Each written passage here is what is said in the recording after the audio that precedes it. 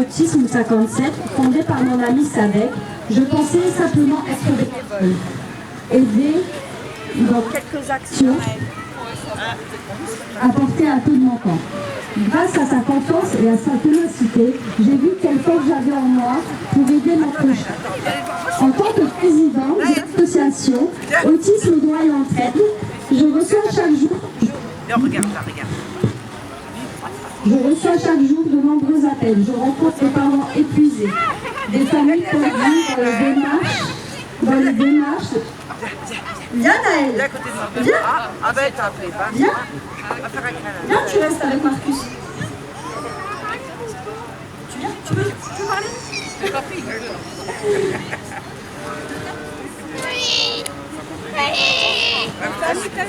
Tu parles pas avec le... Je peux changer de micro? Tu veux le micro? Un autre micro? Ouais.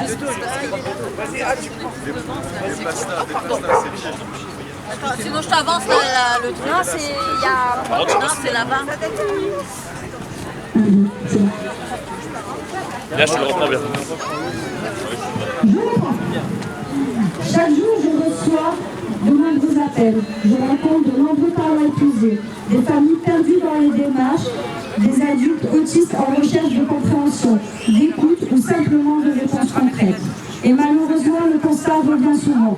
Des difficultés à l'école, des difficultés d'accès aux soins, des difficultés à la maison, des besoins spécifiques encore peu compris. C'est justement pour ça que le salon a été fait. Parce qu'il permet aux parents, aux familles, aux adultes autistes d'obtenir des renseignements concrets, mais aussi de se rencontrer, de créer des liens sociaux qui restent aussi un sujet très important lorsqu'on parle d'autisme. Ce salon permet aussi de rencontrer les professionnels, les associations, les structures, mais surtout parce qu'il montre une chose essentielle, nous pouvons avancer tous ensemble.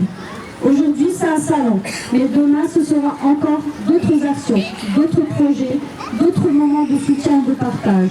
Nous avons aussi la chance d'être soutenus par la ville de Florange, par son maire Rémi Dick, ainsi que les élus de la commune, qui sont tous présents aujourd'hui. Je vous en remercie. Nous sommes heureux de pouvoir vous annoncer qu'un nouveau projet va prochainement voir le jour. Un local nous sera attribué afin d'élargir nos actions et d'accueillir les familles dans un espace chaleureux, bienveillant et sans jugement. Un lieu pour échanger, un lieu pour être écouté, un lieu pour ne plus se sentir seul. Je souhaite également remercier ma ville de cœur, Fanette. Rassurez-vous, on ne déménage pas.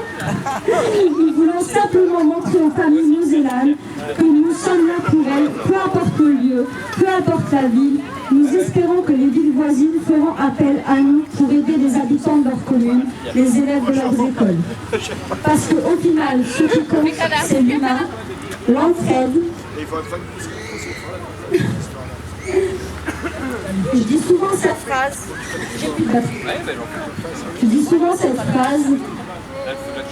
L'inclusion passe aussi par la curiosité. Parce que apprendre à connaître l'autre, chercher à comprendre ses différences, ses besoins, son fonctionnement, c'est déjà faire un pas vers une société plus humaine, plus accessible et surtout bienveillante. Chaque échange aujourd'hui peut faire évoluer un regard. Cette rencontre peut faire tomber des préjugés. Chaque action, même petite, peut changer le quotidien d'une famille. Alors merci d'être là, merci de vous informer, merci de vous mobiliser à nos côtés. Et je laisse la parole à Sadek. Mesdames, Messieurs, les membres du comité de l'association et bravo à tous les bénévoles. Mesdames, Messieurs, je suis très content de voir qu'encore une fois, nous avons de merveilleuses conditions pour pouvoir lancer ce salon. Je vais le faire à la voix, hein, mesdames, messieurs. Pour faire ce salon, nous avons de merveilleuses conditions. Il fait extrêmement beau. Chaque année, vous avez de la chance en cette période du mois de mai. Chaque année, nous avons la possibilité d'avoir un salon qui se déroule dans ce complexe de Bétange avec énormément d'avantages. Je tiens véritablement à féliciter la mobilisation des familles, la mobilisation des bénévoles, la mobilisation du comité, puisque c'est chaque année grâce à vous que nous pouvons vivre cet événement. Je tiens évidemment à rappeler que c'est une dynamique de deux villes. Et effectivement, ça a été rappelé. Que. Oula, il y a des perturbations. Ça a été rappelé que nous avons évidemment la ville de Florange, puisqu'une partie du collectif est issue de Florange, et également la ville de Famec qui a toujours été présente dans le cadre de ce projet. Je tiens enfin à me féliciter de l'initiative et de la demande qui a été réalisée, puisque comme ça a été rappelé, un local sera prochainement attribué, même s'il a déjà été quasiment intégralement mis en forme, hein. Je pense que vous êtes déjà établi. Tout est déjà prêt pour pouvoir inaugurer, même si on n'a pas pu l'inaugurer aujourd'hui. On n'a pas pu signer encore la convention définitivement, et je crois que tout est bon et tout est prêt pour que vous puissiez obtenir ce local ici au complexe de Bétange, qui sera d'abord dédié aux familles. Sans faire un long rappel, je tiens quand même à rappeler la genèse.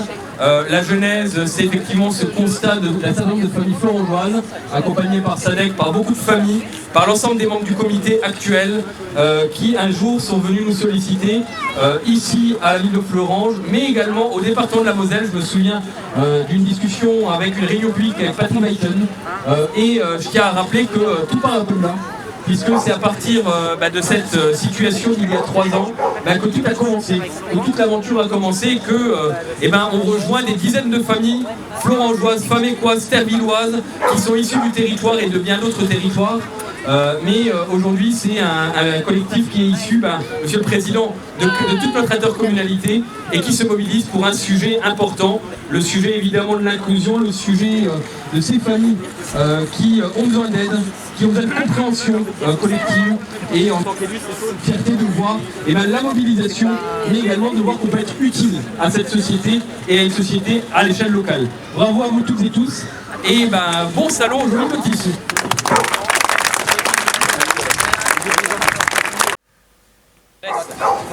De nous avoir invités, je voulais effectivement être là pour à la fois lancer un message et puis déjà témoigner bien sûr de notre adhésion totale à la prise en charge de l'autisme sur notre territoire. Vous savez, sur Thionville, on a créé dès 2014 une mission handicap qui s'est d'ailleurs les 6 premières années essentiellement et exclusivement adressée à l'autisme, sur l'implication à l'époque de la conseillère déléguée qui était Caroline Haïk, qui avait un enfant qui est porté de l'Asperger. Et puis il y a eu une évolution sur le territoire, et effectivement c'est vraiment aujourd'hui un travail qui doit être fait collaboratif au niveau du territoire, voire même, on peut se demander, Rémi, si, puisque Anita va peut-être nous rejoindre à l'agglomération comme chargée de mission, en regard ce qu'on appelle du handicap, moi j'appellerais plus le handicap, plutôt de l'insertion totale, et je pense que c'est peut-être quelque chose qui peut être inclus à l'intérieur de l'agglomération, dans une de ces missions, attachée bien sûr à la mission dire santé au sens large, et puis avec le développement sur ton territoire. Vous savez qu'à Thionville, on a déjà une maternelle qui est destinée aux enfants qui présentent un spectre autistique. Et puis on est en train de travailler, je suis en train de travailler pour avoir la partie élémentaire maintenant sur Victor Hugo pour qu'on puisse continuer. Et donc on voit bien qu'aujourd'hui, on est bien dans une collaboration très franche, très fusionnelle avec les communes qui nous entourent, au sein de cette grande agglomération, Thionville-Felche agglomération. Et ça veut dire quoi? Ça veut dire qu'aujourd'hui, on a une vision globale du territoire. On ne peut pas seul répondre. Je sais qu'il y a des demandes, j'ai même rencontré un collectif, des demandes pour qu'il y ait à un moment donné une construction d'une maison.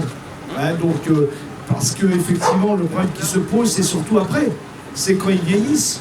Alors il y a, je dis bien, on a découvert, moi qui suis médecin, l'autisme, vous savez, en 83, 84, on n'en parlait pas énormément. On parlait des retards majeurs, mais toute cette évolution du spectre autistique qui part d'un handicap majeur à une adaptation quasi normale au niveau de la société, puisqu'on sait très bien que les Asperger, il y a des grands nombres qui nous entourent qui ont été Asperger. Et donc voilà, donc c'est toute une réflexion à avoir au niveau, au sens large de l'insertion et l'autisme en particulier. Et je vais demander effectivement à Rémi de voir comment on peut, dans notre politique communautaire, intégrer l'autisme. Dans le cas particulier, on a la PEI, mais peut-être l'autisme comme un élément très particulier, que ça touche énormément de familles. Et je pense que ma présence ici, c'est de montrer cette solidarité que nous voulons apporter et l'accompagnement. Vous dire, vous n'êtes pas seul, on avance. Voilà, je ne serai pas plus long. Merci de cette magnifique manifestation. Merci les amis. Et puis on continue, on lâche rien. Voilà, merci.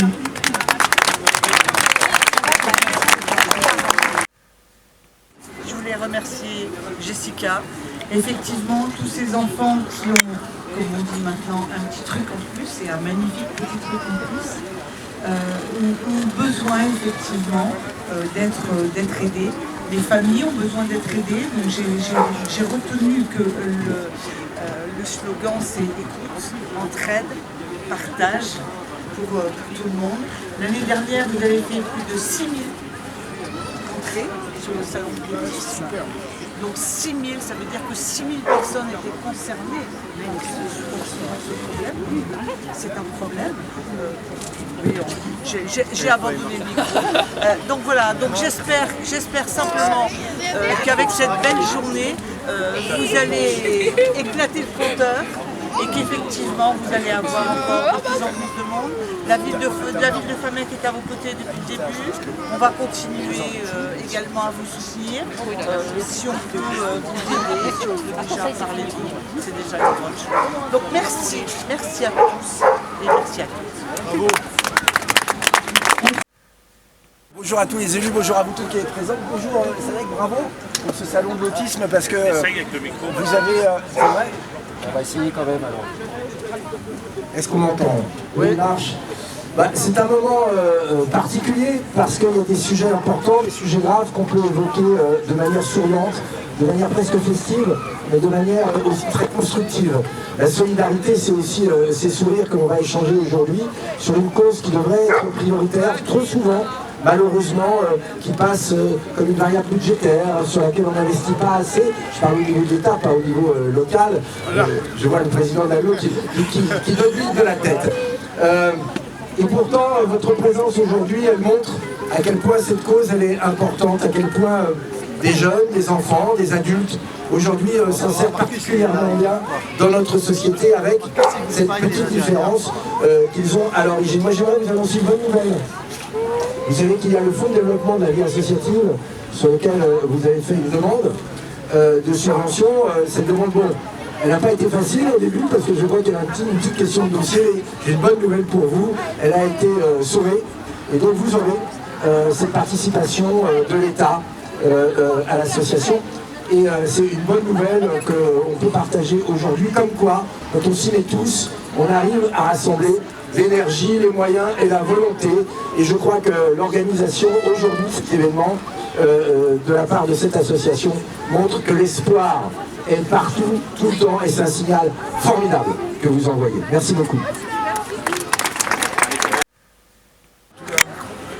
Chers amis, chers parents, chers enfants, chers bénévoles, chers participants, chers élus, aujourd'hui, je suis profondément ému de vous voir ici réunis. Avant toute chose, je veux vous dire merci. Merci du fond du cœur. Merci d'être là. Merci d'avoir répondu présent. Merci de vivre par votre présence quelque chose de précieux. L'espoir, la solidarité et surtout l'humanité. Aujourd'hui, nous sommes pas simplement dans un salon, nous sommes dans un lieu de rencontre, de respect et surtout d'amour et de bienveillance. Merci aux familles pour votre courage silencieux, votre force quotidienne, votre combat de chaque jour. Vous êtes des piliers, des héros du quotidien. Merci aux enfants, aux jeunes et aux adultes concernés par le trouble de spectre de l'autisme. Vous êtes unis, vous êtes précieux et vous portez une lumière que le monde doit apprendre à voir et à comprendre et à respecter. Vous nous renseignez chaque jour une autre façon de vivre, une autre façon de ressentir, une autre façon d'aimer, plus sincère, plus vraie et plus pure. Merci aux bénévoles, aux associations et aux professionnels. Il y a tous celles et de ceux qui donnent de leur temps, de leur énergie et de leur cœur. Sans vous, rien de tout cela ne serait possible. Je veux aussi remercier Jessica pour ton engagement, pour ton courage, pour ton immense cœur. Merci sincèrement et merci du fond du cœur. Car le combat du handicap, c'est avant tout un combat humain. Et aujourd'hui, si nous sommes tous réunis ici, c'est pour une seule chose, ne laisser personne de côté. Et si les différences ne séparent pas, elles rassemblent. Personne ne doit avancer seul. Ensemble, nous sommes plus forts. Ensemble, nous pouvons changer des regards. Ensemble, nous pouvons construire un monde plus doux, plus juste et plus humain pour nos enfants. Merci pour votre présence. Merci du fond du cœur. Merci pour tout cet amour que vous faites vivre aujourd'hui. Merci à tous.